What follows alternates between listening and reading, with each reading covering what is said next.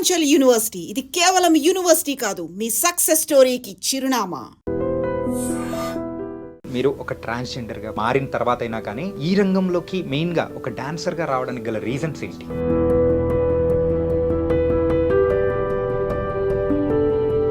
నేను ఆ ప్రోగ్రామ్ చూసి నేను కూడా ఇట్లా ఇంతమంది జనాల్లో నేను కూడా కనబడాలి కదా అనే పట్టుతో నేను ప్రోగ్రామ్ నేర్చుకున్నాను సార్. మీరు ఒక డాన్సర్గా అయితే ప్రస్తుతం మరి ముందుకు దూసుకెళ్తున్నారు. డాక్టరేట్ సాధించడం అనేది కూడా చాలా కష్టం. సో మీరు ఆ డాక్టరేట్ అనేది కూడా సాధించుకొని ఎంతో మందికి ఆదర్శంగా కూడా ముందుకెళ్తున్నారు. అది ఎలా సాధ్యం? నేను ఎటువంటి వేరే ఆలోచన ఏం పెట్టుకోకున్నట్లా భజనే నా జీవితం అనుకొని గురువులకు నమ్ముకొని నన్ను ఆదరిస్తున్న ఫాలోవర్స్ అందరి నుంచి నేను ఈ పేరు సంపాదించుకొని వాళ్ళు ఆదరిస్తున్నందుకు నేను డాక్టరేట్ సంపాదించుకున్నాను సార్. పూర్వకాలం నుంచి ఎప్పటి నుంచో మనం చూస్తుంటాం చెక్క భజన అనేది ఫేమస్. కాకపోతే రాను రాను ఆ కళ అనేది తగ్గిపోతూ వస్తుంది. సో ఎందుకు ఆ కళ అనేది తగ్గిపోతూ వస్తుంది అంటారు? ఎన్ని ప్రోగ్రామ్స్ ఉన్నా చెక్క భజన అంత ఆనందం ఎక్కడ ఉండదు సార్. ఇప్పుడు పల్లెటూర్లలోనే ఎందుకు ఉండాలా అని యూట్యూబ్ ఛానల్ క్రియేట్ చేసినాం సార్ మేము. మీరైతే ఒక కళారంగానికి మీరైతే సేవ చేసుకుంటూ మరి ముందుకెళ్తూ ఉన్నారు. అంటే ఒక గోల్ కానీ ఆ స్థాయిలో నిలబడాలని ఉంటుంది కదా, సో అది ఏంటి? మేము చిన్న కళాకారిని, మాకెట్లుంటా సార్ అని నేను అడిగినాను. వాళ్ళు ఉన్నారు కదా, వాళ్ళతో ఫోన్ మాట్లాడించి ఆ స్టేజ్లోనే ఎందుకు ఉండాలా, కొంచెం పై మెట్టు రావాలనే ఒక ఇది ఆశ సార్ మాకు. మంగ్లీ గారు మీ అత్త కూతురా? మంగ్లీ మా అత్త కూతురు సార్. ఈ పేరు నుంచే నాకు హ్యాపీనెస్ ఉంది sir. Hi guys, welcome to I dream. నేను మీ చాణక్య. సో కళల పట్ల మనకు మక్కువ ఉంటే మనం ఎలా ఉన్నా ఎక్కడ ఉన్నా కానీ ఆ కళా రంగానికి మనం సేవ చేసుకుంటూ కూడా ముందుకు వెళ్ళిపోవచ్చు. ఎంతోమందికి ఆదర్శంగా కూడా నిలవచ్చు. అలా నిలుస్తూ ఇప్పుడైతే ముందుకు దూసుకెళ్తున్న డాన్సర్ సమీరా ఇప్పుడు మనతో పాటు ఉన్నారు. ఆవిడతోనే మాట్లాడదాం. నమస్తే అమ్మా. నమస్తే సార్. ఎలా ఉన్నారమ్మా? బాగున్నాం సార్, మీరు బాగున్నారా? నేను చాలా చాలా బాగున్నాను. మా ఐ డ్రీమ్ సో ఆఫీస్కి కూడా వచ్చేసారు, మాకు ఇంటర్వ్యూ ఇస్తున్నారు. ఇది మాత్రం మాకు చాలా హ్యాపీగా కూడా అనిపిస్తుంది. Thank you sir. Yeah Sameera sir, మీరు ఒక డాన్సర్గా అయితే ప్రస్తుతం మరి ముందుకు దూసుకెళ్తున్నారు. అవును సార్. సో అది కాకుండా ఏంటంటే ఒక డాక్టరేట్ సాధించడం అనేది కూడా చాలా కష్టం. సో మీరు ఆ డాక్టరేట్ అనేది కూడా సాధించుకొని ఎంతో మందికి ఆదర్శంగా కూడా ముందుకెళ్తున్నారు. అవును సార్. అది ఎలా సాధ్యం? చెక్క భజన నుంచి సార్. నేను చెక్క భజన అంటే నా ప్రాణం సార్. నేను ఎటువంటి వేరే ఆలోచన ఏం పెట్టుకోకున్నట్లా భజనే నా జీవితం అనుకొని గురువులకు నమ్ముకొని నా ఒక ప్రాణం ఇది చేస్తున్నదే చెక్క భజన గురువులందరూ. వాళ్ళ నుంచి నన్ను ఆదరిస్తున్న యూట్యూబర్స్, ఇన్స్టాగ్రామ్స్, నా ఫాలోవర్స్ అందరి నుంచి నేను ఈ పేరు సంపాదించుకొని వాళ్ళు ఆదరిస్తున్నందుకు నేను డాక్టరేట్ సంపాదించుకున్నాను సార్. కేవలం ఒక డాక్టరేట్ అంటే పర్లేదు, కానీ సో 2 డాక్టరేట్లు, అది కూడా ఏంటంటే ఊరికే ఎవరికి పడితే వాళ్ళకి డాక్టరేట్ అనేది కూడా ఇవ్వరు. మీరు ఆ కళారంగానికి చేస్తున్న సేవను దాని తగ్గట్టు కూడా ఇచ్చారు.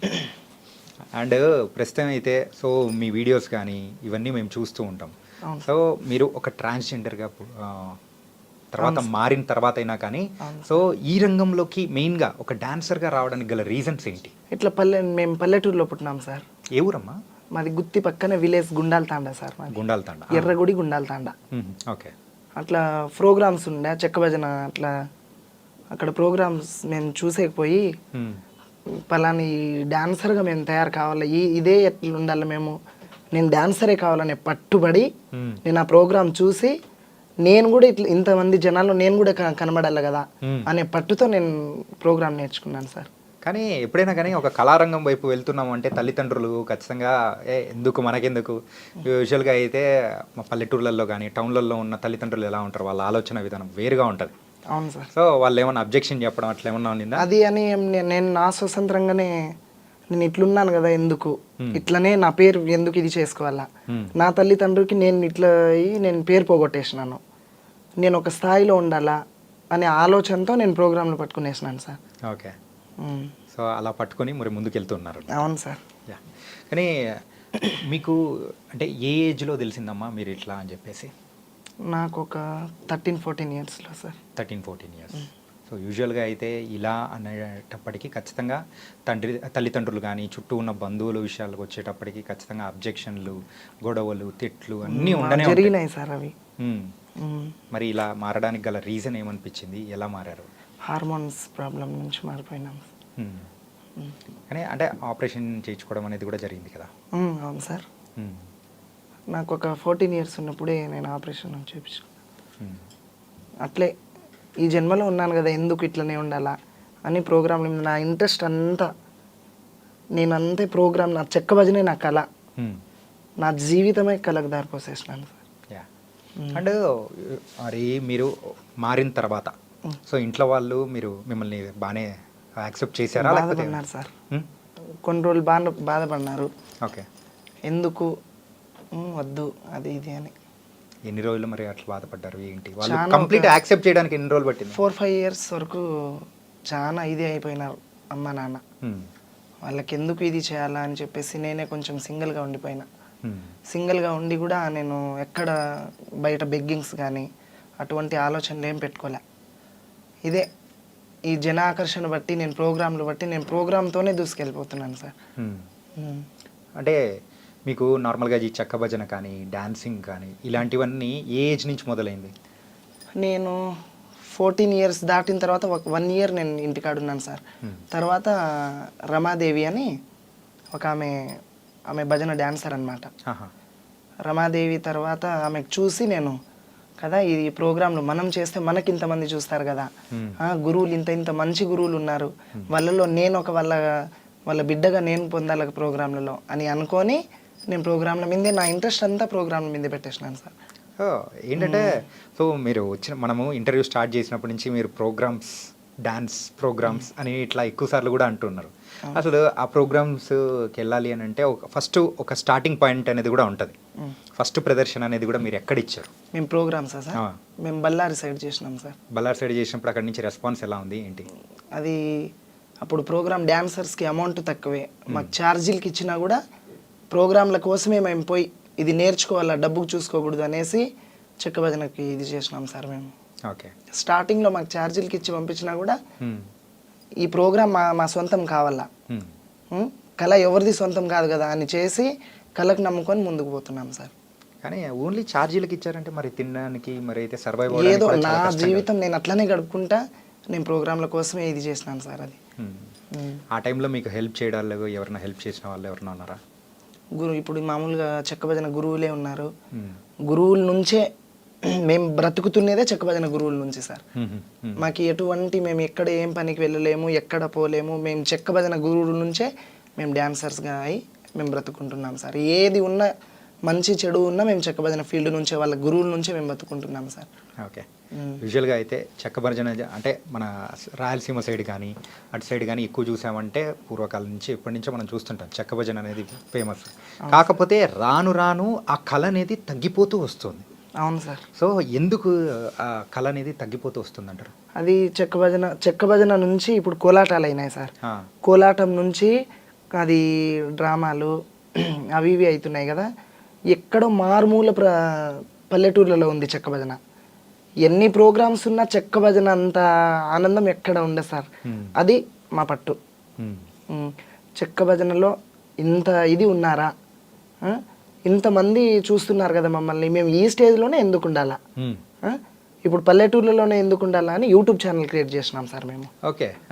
యూట్యూబ్ ఛానల్ క్రియేట్ చేసి 1కి 2 ఛానల్ క్రియేట్ చేసినాం. మాకు చాలా మంది ఫాలోవర్స్ సబ్స్క్రైబర్స్ చాలా మంది ఉంటే ఇంతనే చూస్తున్నారు కదా, మనం పై స్థాయికి పోవాలా అనే పట్టు ఉంది సార్ మాకు. ఓకే. కానీ మరి ఎవరో అంటే మరుగున పడిపోయిన కళ. అవును సార్. దాన్ని మళ్ళీ ఇప్పుడున్న వాళ్ళకి చూపిస్తూ ఉంటే వాళ్ళ దగ్గర నుంచి వస్తున్న కామెంట్స్ కానీ అంటే అప్రిసియేషన్స్ కానీ ఎలా అనిపిస్తుంది? అప్పుడు డాన్సర్స్ లేనప్పుడు కూడా చెక్క భజన అంటే అందరికీ తెలిసినది. డాన్సర్ ఉన్నప్పుడు ఇప్పుడు గురువులు మంచి గురువులు తయారైనారు, మంచి డాన్సర్స్ తయారైనారు. ఈ భజన పెడితే ఈ డాన్సర్స్ వస్తారు, ఊర్లలో ఇంత ఇది ఉంటుంది కదా, ఇంత ఎంకరేజ్మెంట్ ఉంటుంది వీళ్ళు వస్తే అన్నట్ల డాన్సర్కు విలువనే, ఒక గురువుకు విలువనే చెక్క భజన నుంచి. ఎన్నో ప్రోగ్రామ్స్ వచ్చినా వాళ్ళకి ఆలోచన వస్తుంది అనమాట, పలానా ఆ గురువుకు పిలిస్తే ఆ డాన్సర్ వస్తుంది, ఈ భజన సక్సెస్ అవుతుంది అన్నట్ల సార్. సో మొత్తానికి అయితే ఇప్పుడు సమీర ఎక్కడికైనా వెళ్ళి మరి ప్రోగ్రామ్ ఇస్తుందంటే ఎంతమంది జనాలు వస్తున్నారేంటి? అది మీరే చూస్తున్నారు కదా సార్. ఇంకా మేము చెప్పాలా? మా గొప్పలు మేము చెప్పుకునేది ఎందుకు సార్ చెప్పు? లేదు, కొన్నిసార్లు మనం చెప్పుకుంటేనే తెలియని వాళ్ళకి కూడా అర్థమవుతుంది. అదేం లేదు సార్. ఇప్పుడు మామూలుగా మేము ఇక్కడ కర్నూలు జిల్లా, కడప జిల్లా, నెల్లూరు, చిత్తూరు, అదంతా ఆడినాము. ఇప్పుడు లాస్ట్లో ఎక్కువ కడప జిల్లాలో ఉన్నంత ప్రోగ్రామ్స్ ఎక్కడ లేవు అనమాట. Okay.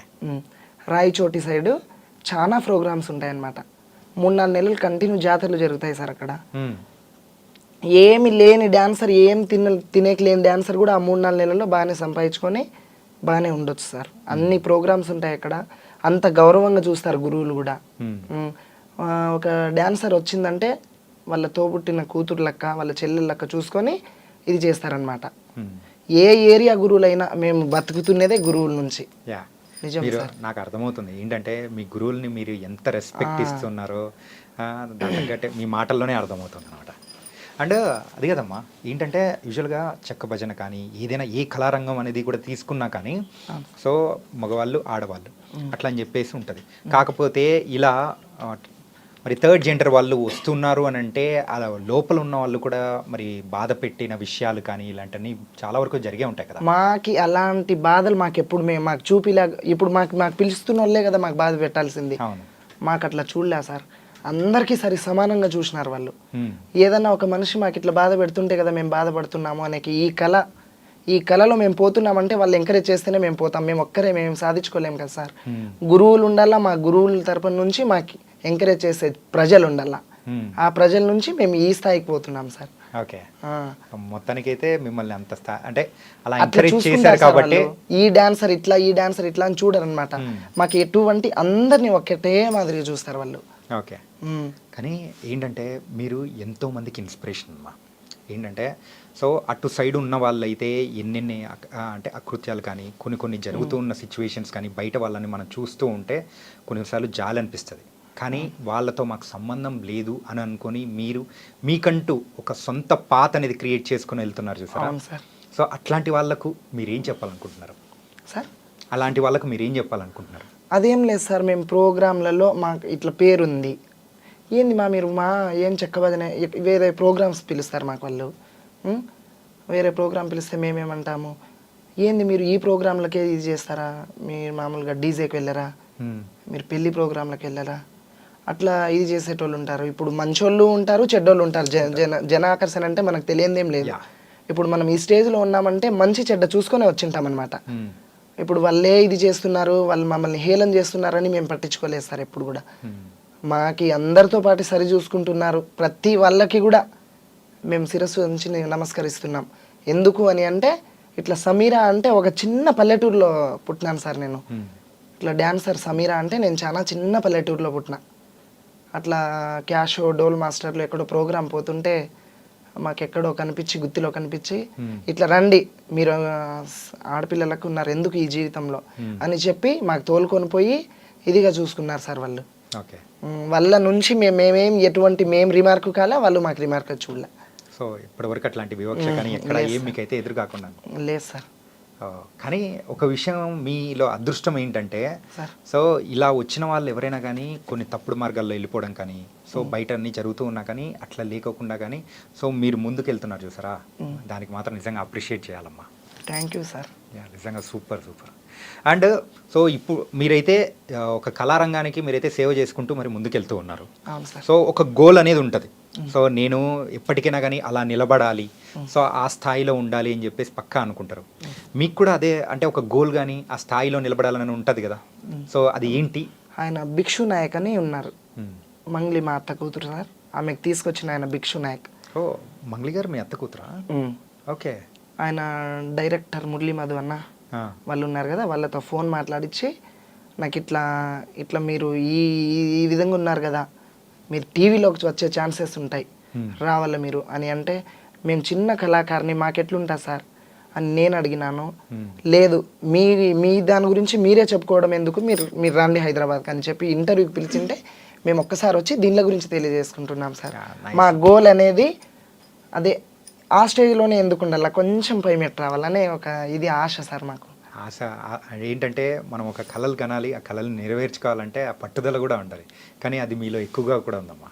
Thank you sir. And అలాగే మన మంగ్లీ గారు మీ అత్త కూతురు అని చెప్పేసి అన్నారు కదా, సో తర్వాత ఇప్పుడైతే మంగ్లీ గారు అంటే ఒక ఫేమస్ సింగర్గా అయ్యారు, మీరు కూడా ఒక కళారంగం నుంచే ఉన్నారు. ఎప్పుడైనా మీట్ అవ్వడం కానీ మాట్లాడడం కానీ అవుతాం సార్. మామూలుగా ఊర్లోకి వస్తే ఆమె మా అత్త కూతురే సార్. వాళ్ళ తమ్ముడు శివ మ్మ్. మాకు కాంటాక్ట్లో ఉంటాడనమాట. మ్మ్. సత్య వాళ్ళ చెల్లెలు. మేమంతా మా అక్క వాళ్ళందరూ ఒక క్లాస్మేట్ అనమాట. ఓకే. మాకు తెలిసిపోతుంది అనమాట. వాళ్ళ అమ్మ నాన్నలు మా ఊరికి వస్తుంటారు, మా ఇండ్లకు వస్తుంటారు. అత్త కూతురు అంటే ఇంకా మాకు రిలేటివ్స్ కదా, తెలిసిపోతుంది సార్. మామూలుగా మాట్లాడతాం, కలుస్తాం, చేస్తాం. మ్మ్. చెక్క భజన కానీ ఇలాంటివన్నీ చేస్తున్నారు. సో మీరు కూడా ఏంటంటే ఒక ముందుకు వెళ్ళాలి అని అనుకున్న వాళ్ళు, సో ఒక డాన్సర్గా ముందుకెళ్తున్నారు. ఒక ప్రైవేట్ ఆల్బమ్ సాంగ్స్ కూడా చేయాలని మీకు కూడా అనిపించి ఉంటుంది కదా? అనిపించి ఉంటుందంటే అంత ఇది ఉండదు కదా మనతో అనే భయం పుడుతుంది సార్ కొంచెం. ఇప్పుడు ఎప్పుడు చూడని దానికి చూసేకి వెళ్తే మనకి కొంచెం ఇది అవుతుంది కదా. యా. సో ఏం లేదు, ఎందుకు అడుగుతున్నా అంటే ఆల్రెడీ మంచి మంచి సింగర్స్ మీ ఇళ్ళలోనే ఉన్నారు ఆల్రెడీ. మంగ్లీ గారు కానీ, సో వాళ్ళ చెల్లెలు సత్య గారు కానీ ఆల్రెడీ మంచి సాంగ్స్ పాడుతూ ముందుకెళ్తూ ఉన్నారు. మేము లంబాడి కదా సార్. అయితే ఉందమ్మా.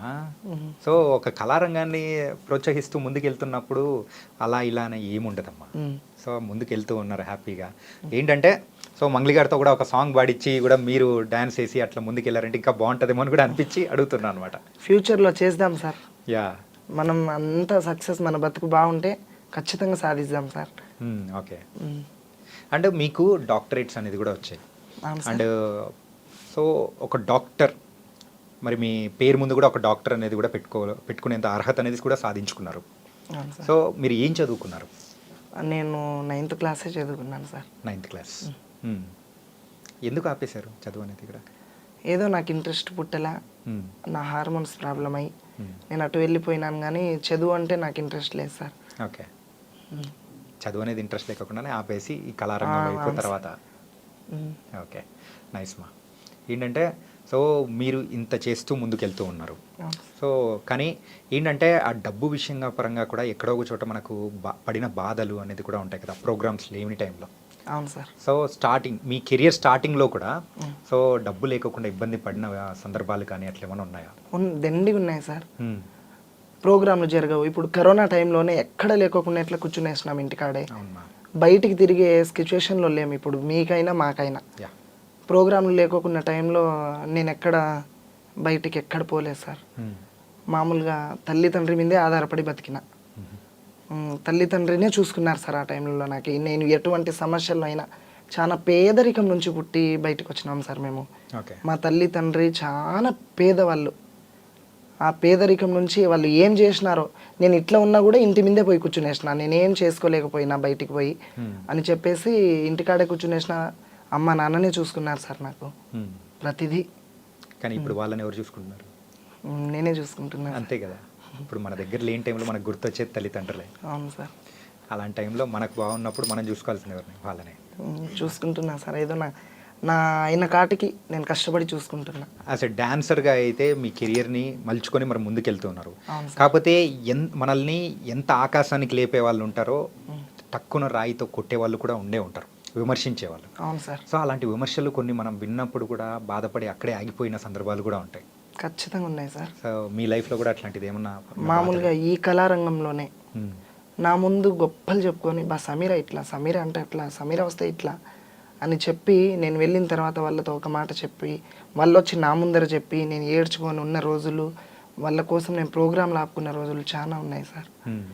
ఆ ప్రోగ్రాంలలో నేను సింగిల్గా పోతే నన్ను హేళన చేసి, నన్ను కించపరిచి, వాళ్ళని ఇట్లా చేయాలా అట్లా చేయాలా అని వాళ్ళు మాట్లాడి నన్ను ఇది చేసిన రోజులు చాలా ఉన్నాయి సార్ అవి.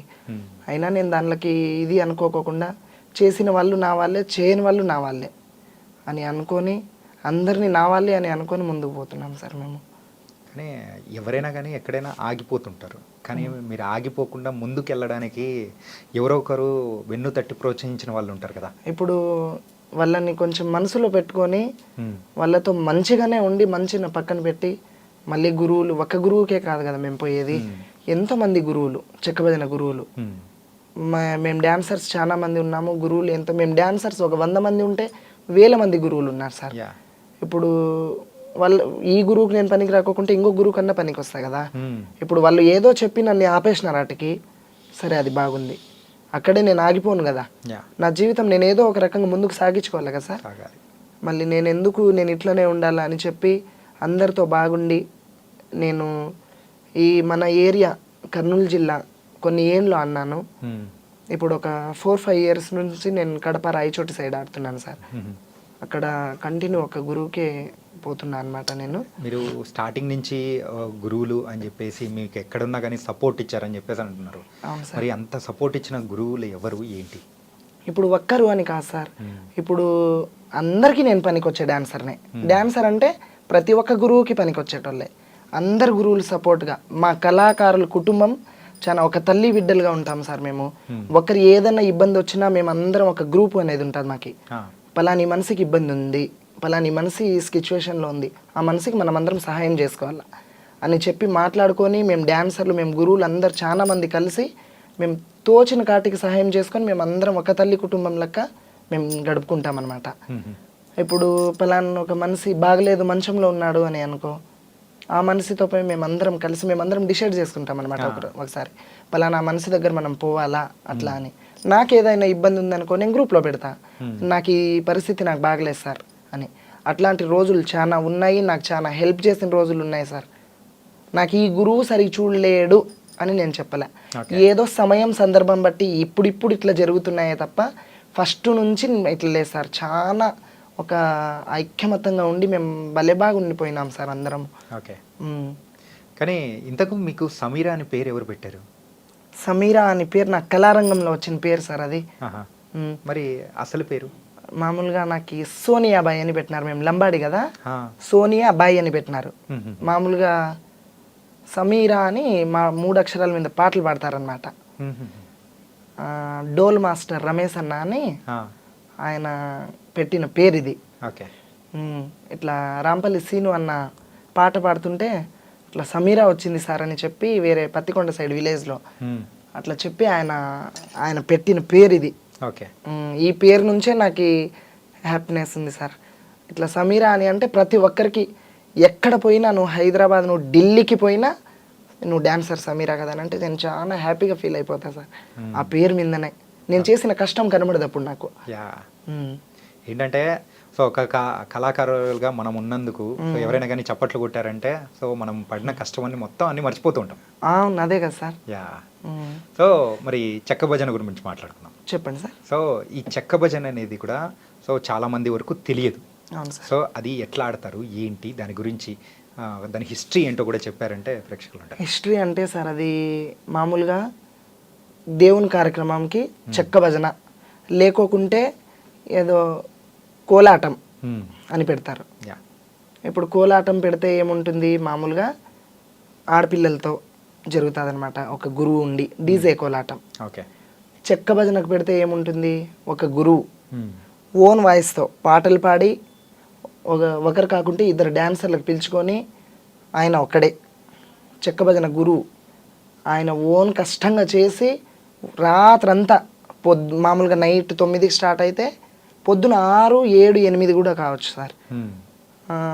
ఆయన ఎంటర్టైన్మెంట్స్ చూపించి మైకులలో సొంతంగా పాట పాడి కష్టం చేసి చూపిస్తారు కనుక ఆ చెక్క భజన అంటే ప్రజల్లో ఇట్లా ఉంది కదా చెక్క భజన అంటే, ఒక మనిషి ఇట్లా స్వతంత్రంగా చూపిస్తాడు కదా, ఇవన్నీ మామూలుగా మైకులలో ఇది కాదు కదా అన్నట్ల చెక్క భజన నిరూపిస్తారు సార్. అంటే ఇప్పుడు ఈ చెక్క భజన చేసేటప్పుడు పాట కమ్ ఆట రెండు ఒకటేసారి చేస్తారు కదా? అవును సార్.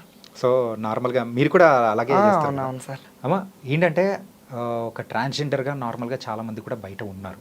అవును సార్. సో అలాంటి వాళ్ళని చూసినప్పుడు సో మీకు ఎవరికైనా కానీ మీ దగ్గరలో ఉన్న వాళ్ళు ఇట్లాంటి వాళ్ళు మీ దగ్గరకు వచ్చి నాకు కూడా ఏదైనా నేర్చుకోవాలనుంది ఇట్లా అని చెప్పేసి వచ్చినప్పుడు మీరు ఏం చెప్తారు? వాళ్ళ నుంచి ఉన్న వాళ్ళను బయటికి రావాలంటే ఏం చేయాలంటారు?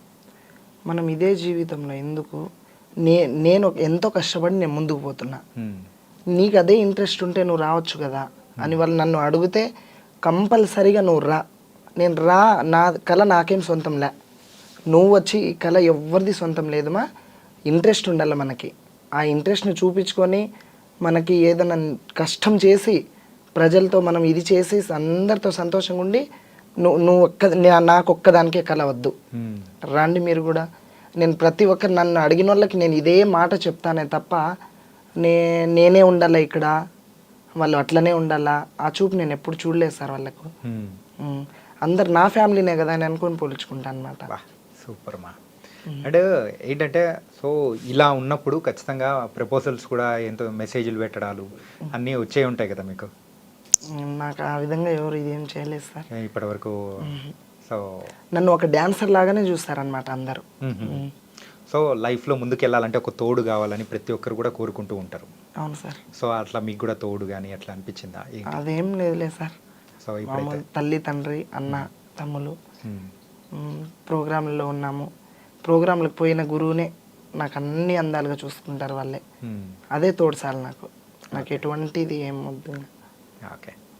సో మొత్తానికైతే సో మీ లైఫ్ని ఇలా లీడ్ చేసుకుంటూ కళలకే సో అంకితం చేయాలని చెప్పేసి అనుకుంటున్నారు అనమాట. అవును సార్.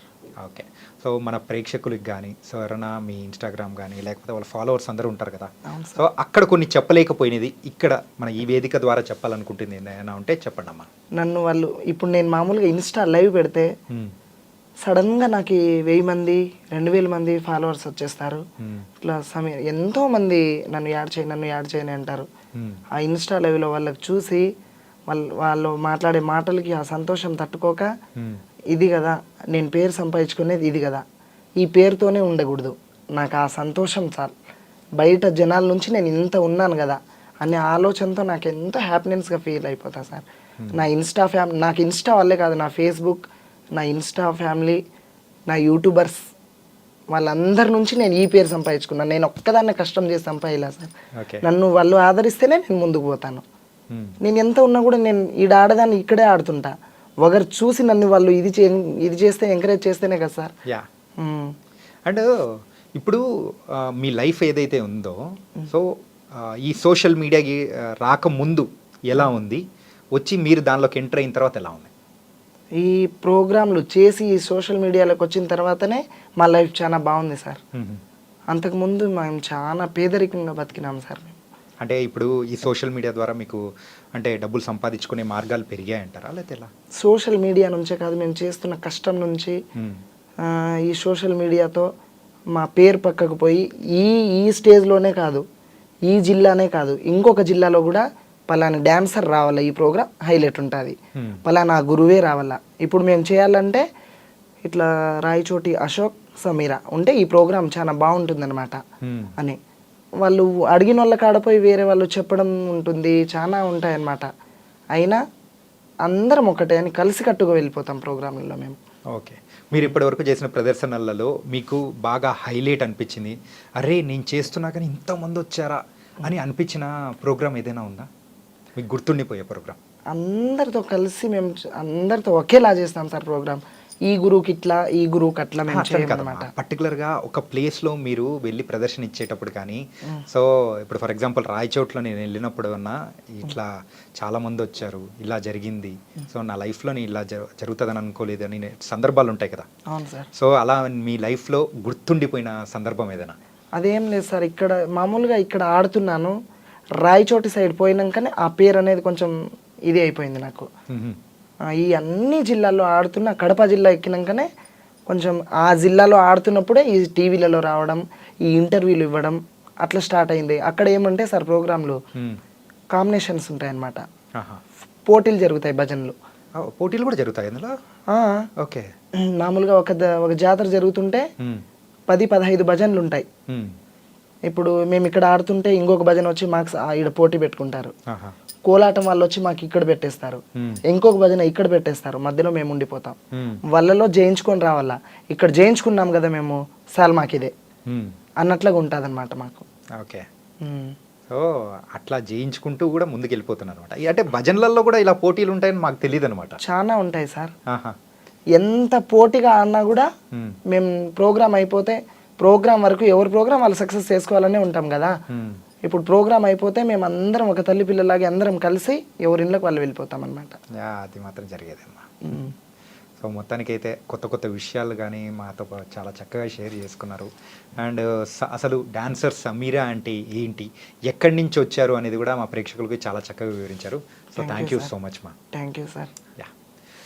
సో స్వశక్తి ఉంటే మనం ఎక్కడి నుంచైనా ఏదైనా సాధించగలము అని చెప్పేసి మరి ఇక్కడ సమీరా గారు కూడా చెప్పేశారు. సో అది కూడా 2 డాక్టరేట్లు కూడా తను తెచ్చుకున్నారనమాట. సో ఇలాంటి గొప్ప వ్యక్తిని చూసి ఎంతోమంది కూడా మారాలని కూడా తను అనుకుంటున్నారు, మనం అందరం కూడా కోరుకుందాం. సో గైస్, ఇది వాళ్ళ ఇంటర్వ్యూ. మరో ఇంటర్వ్యూతో మళ్ళీ కలుద్దాం. అంతకు take care. This is your Chanakya. See you.